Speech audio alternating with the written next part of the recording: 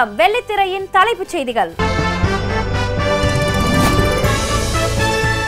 கமலஹாசன் அரசியல் பேசுவதில் என்ன தவறு? விஜய் சேதுபதி கேள்வி. அரவிந்த் சுவாமியை இயக்குநராக அறிமுகம் செய்ய மணிரத்னம் முடிவு. இயக்குனர் சங்க தலைவர் பதவிக்கு போட்டியிடும் விக்ரமன். இனி விரிவான செய்திகள். மாதவனுடன் விஜய் சேதுபதி நடித்திருக்கும் விக்ரம் வேதா படத்திற்கு விமர்சன ரீதியாகவும் வசூல் ரீதியாகவும் நல்ல வரவேற்பு கிடைத்துள்ளது. இதனால் உற்சாகத்தில் இருக்கிறார் விஜய் சேதுபதி. வித்தியாசமான கதாபாத்திரங்களில் நடித்து வரும் விஜய் சேதுபதி அடுத்த கமல்ஹாசனாக உருவெடுக்க முடியும் என்று மாதவன் அண்மையில் தெரிவித்திருந்தது பற்றி அவரிடம் கேட்டபோது, கமல்ஹாசன் ஒரு மிகப்பெரிய சாதனையாளர், அவரோடு என்னை ஒப்பிடக்கூடாது என்று தெரிவித்திருக்கிறார் விஜய் சேதுபதி. அரசியல் ரீதியான கருத்துக்களை கமல்ஹாசன் வெளியிட்டு வருவது குறித்த கேள்விக்கு, இந்த நாட்டில் உள்ள மற்ற குடிமக்களை போல கமல்ஹாசனுக்கும் கருத்து சொல்ல உரிமை உள்ளது, அது அவரது உரிமை, அதில் தவறு எதுவும் இல்லை என்கிறார் விஜய் சேதுபதி. தனது நிறுவனம் சார்பில் படங்களை இயக்குகின்ற வாய்ப்பை தனது உதவியாளர்கள் பலருக்கு வழங்கியுள்ள பிரபல இயக்குனர் மணிரத்னம் முதன்முறையாக அப்படிப்பட்ட ஒரு வாய்ப்பை தனது பட நாயகனான அரவிந்த் சுவாமிக்கு வழங்கியுள்ளார். இப்போது தான் இயக்க உள்ள படத்திற்காக கதை எழுதும் முயற்சியில் தீவிரமாக ஈடுபட்டிருக்கும் அரவிந்த் சுவாமி, தமிழில் இதுவரை யாரும் முயற்சி செய்திராத புதிய களத்தில் அந்த படம் இருக்கும் என்று அந்த படத்தை பற்றி கருத்து தெரிவித்துள்ளார். தற்போது பாஸ்கர் ஒரு ராஸ்கல், வணங்காமுடி ஆகிய படங்களில் நடித்து வரும் அரவிந்த் சுவாமி அந்த படங்களுக்கு பிறகு தான் இயக்க இருக்கும் படத்தின் படப்பிடிப்பை துவங்க திட்டமிட்டுள்ளாராம்.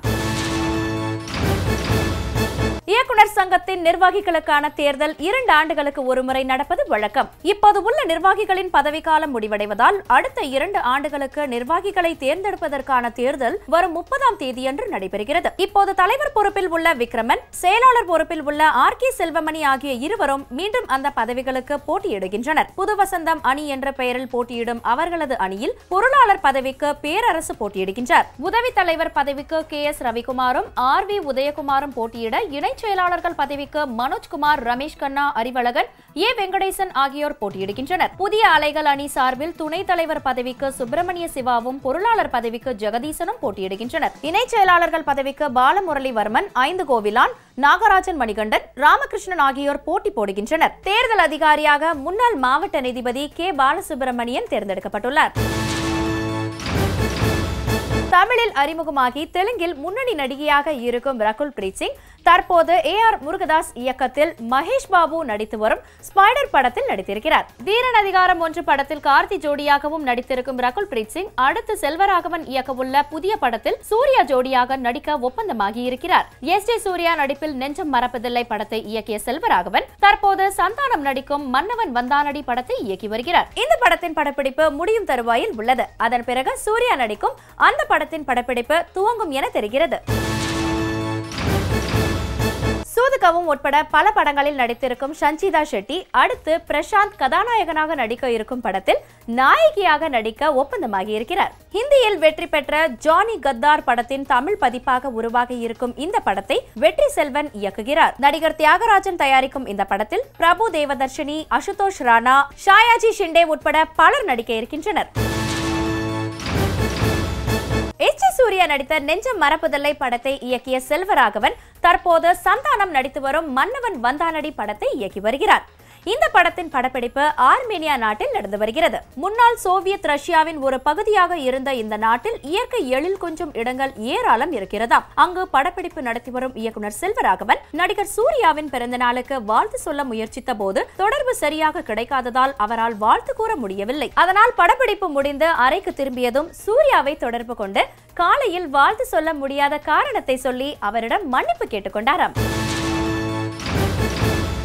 நடுவுல கொஞ்சம் பக்கத்து காணம் உட்பட பல படங்களில் நடித்திருக்கும் நடிகை காயத்ரி அடுத்து பொன் ஒன்று கண்டேன் படத்தில் நடிக்க இருக்கிறார். விஷ்ணு விஷால் கதாநாயகனாக நடிக்கும் இந்த படத்தில் தமன்னா கதாநாயகியாக நடிக்க ஒரு முக்கிய வேடத்தில் நடிக்க இருக்கிறார் காயத்ரி. தெலுங்கில் வெளியாகி வெற்றி பெற்ற பெல்லி சுபுலு படத்தின் தமிழ் பதிப்பாக உருவாகும் இந்த படத்தை கௌதம் மேனனின் உதவியாளர் செந்தில் வீராசாமி இயக்கவுள்ளார். தனது ஒன்றாக என்டர்டெயின்மெண்ட் பட நிறுவனம் சார்பில் கௌதம் மேனன் இந்த படத்தை தயாரிக்க உள்ளார். தமிழ் தெலுங்கு திரையுலகில் முன்னணி நடிகையாக இருக்கும் நடிகை தமன்னா பாகுபலி படத்திற்கு பிறகு விக்ரமின் ஸ்கெட்ச் உட்பட 3 படங்களில் நடித்து வருகிறார். இந்த நிலையில் confederation of international accreditation commission என்ற அமைப்பு தமன்னாவுக்கு கௌரவ டாக்டர் பட்டம் வழங்கி கௌரவித்துள்ளது. இந்த மகிழ்ச்சியான தகவலை தனது சமூக வலைதளங்கள் மூலமாக பகிர்ந்துள்ளார் தமன்னா. கடந்த 12 ஆண்டுகளாக தமிழ் தெலுங்கு திரையுலகில் முன்னணி நடிகையாக இருப்பதை அடுத்து தனக்கு இந்த கௌரவ டாக்டர் பட்டம் வழங்கப்பட்டுள்ளது என்று தெரிவித்திருக்கிறார் தமன்னா. சூர்யா நடிப்பில் விக்னேஷ் சிவன் இயக்கி வரும் தானா சேர்ந்த கூட்டம் படத்தின் முதல் தோற்றம் சூர்யா பிறந்த நாள் அன்று வெளியானது. இந்த நிலையில் சூர்யா ரசிகர்களுக்கு மேலும் ஒரு விருந்து வைக்க முடிவு செய்திருக்கும் இயக்குனர் விக்னேஷ் சிவன் அனிருத் இசையில் அவர் எழுதியுள்ள நானா தானா வீணா போனேன் என்று துவங்கும் பாடலை வருகிற வியாழன் அன்று வெளியிட இருக்கிறாராம். ஸ்டுடியோ கிரீன், சூர்யாவின் 2D என்டர்டெயின்மெண்ட் ஆகிய நிறுவனங்கள் இணைந்து தயாரிக்கும் இந்த படத்தில் கதாநாயகியாக கீர்த்தி சுரேஷ் நடித்திருக்கிறார். தவமாய் தவமிருந்து, பொக்கிஷம், மிருகம் உட்பட பல தமிழ் படங்களிலும் ஏராளமான மலையாள படங்களிலும் நடித்த நடிகை பத்மபிரியா கடந்த 2014ஆம் ஆண்டு ஜாஸ்மின் ஷா என்பவரை திருமணம் செய்து கொண்டார். அதன் பிறகு திரையுலகை விட்டு விலகி இருந்த பத்மபிரியா இந்த ஆண்டு மீண்டும் நடிக்க வந்தார். தெலுங்கு நடிகர் ஜெகபதி பாபு நடித்து தயாரித்த பட்டேல் SIR படத்தில் நடித்த அவர் இந்த படம் தனக்கு பெரிய வாய்ப்புகளை ஏற்படுத்தி தரும் என நம்பினார். இந்த நிலையில் சென்ற வாரம் தெலுங்கில் வெளியான இந்த படம் படுதோல்வி அடைந்ததால் அதிர்ச்சியாகி இருக்கும் பத்மபிரியா அடுத்து தமிழில் வாய்ப்பு தேட முடிவு எடுத்திருக்கிறாராம். அடுத்து வருவது இயக்குனரும் நடிகருமான சித்ரா லட்சுமணன் அவர்கள் வழங்கும் அந்த நாள் ஞாபகம்.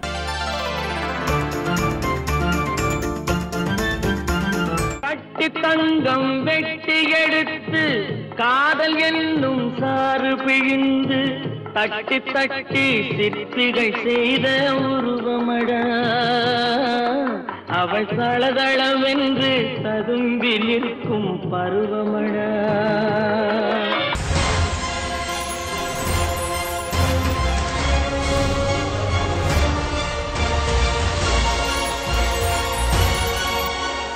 ஆயிரத்தி 1980ஆம் ஆண்டு ஜனவரி மாதம் நடைபெற்ற பாராளுமன்ற தேர்தலிலே காட்சிகள் முழுவதுமாக மாறின.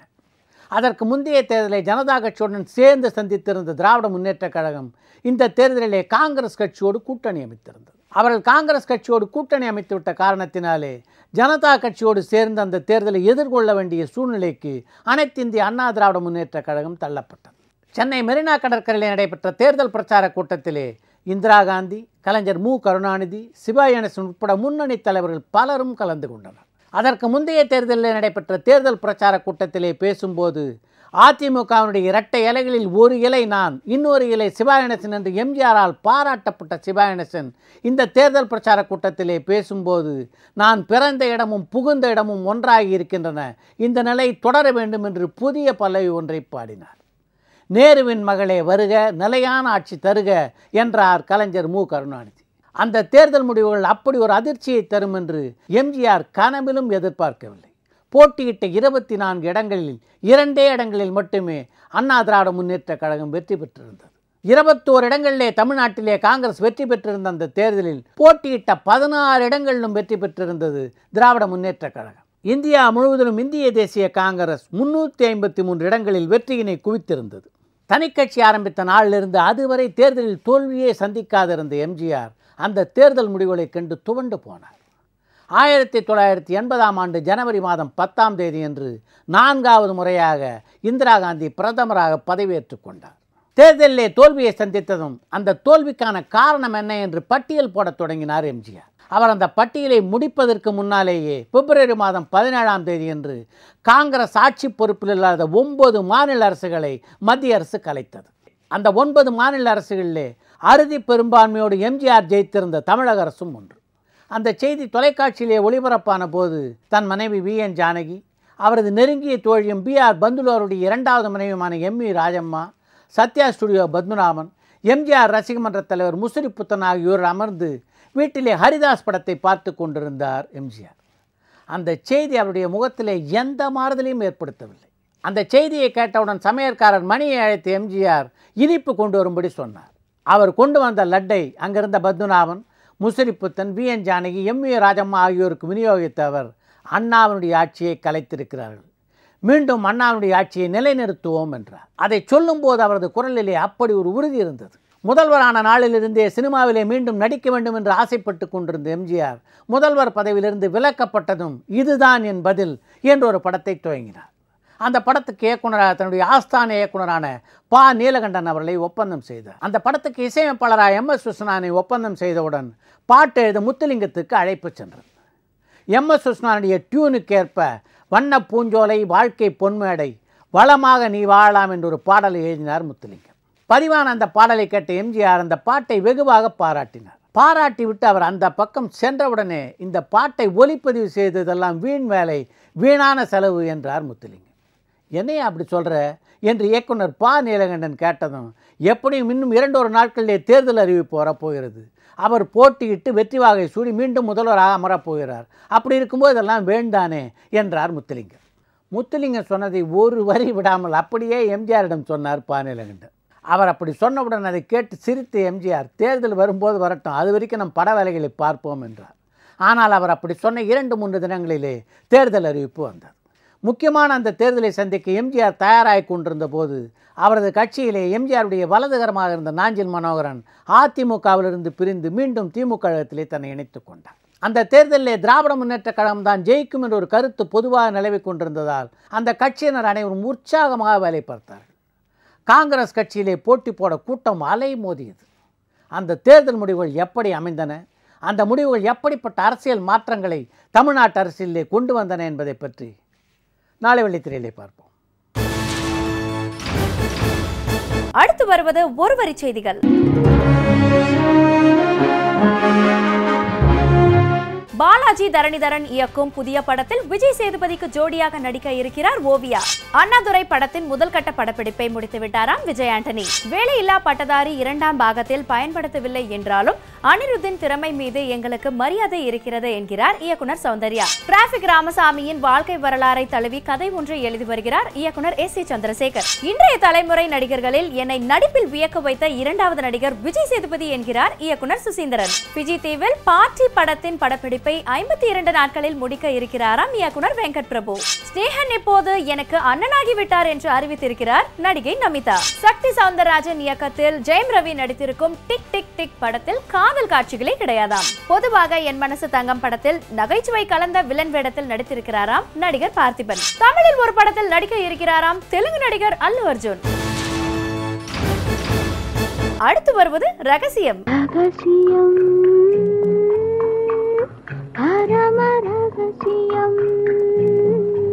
குறைஞ்ச சம்பளம்ங்கிறதுனால அந்த நம்பர் நடிகையோட ஒரு படத்துல நடிக்க மறுத்துட்டாரா அந்த பரோட்டா நடிகர். தன்னோட காதலருக்கு அடுக்குமாடி குடியிருப்புல வீடு வாங்கி கொடுத்த அந்த நம்பர் நடிகை இப்போ ஒரு விலை உயர்ந்த காரையும் பரிசா வழங்கியிருக்காங்களாம். இனிமே தன்னோட ஒத்து போற மீடியாக்களுக்கு மட்டும்தான் பேட்டி கொடுப்பேன் முடிவெடுத்திருக்காரா அந்த ஒல்லி பிச்சா நடிகர். போதை பொருள் பிரச்சனையில இருந்து தன்னை விடுவிச்சுக்கிறதுக்காக எடுத்த முயற்சிகள் எல்லாமே தோல்வி அடைஞ்சதுனால ரொம்ப வேதனையில இருக்காங்களா அந்த சார்மிங்கான நடிகை. இத்துடன் ராஜ் டிவியின் வெள்ளித்திரை நிகழ்ச்சி நிறைவடைகிறது. திங்கள் முதல் சனிக்கிழமை வரை தினமும் மாலை 5:30 மணிக்கு வெள்ளித்திரை நிகழ்ச்சியை காண தவறாதீர்கள். நன்றி, வணக்கம்.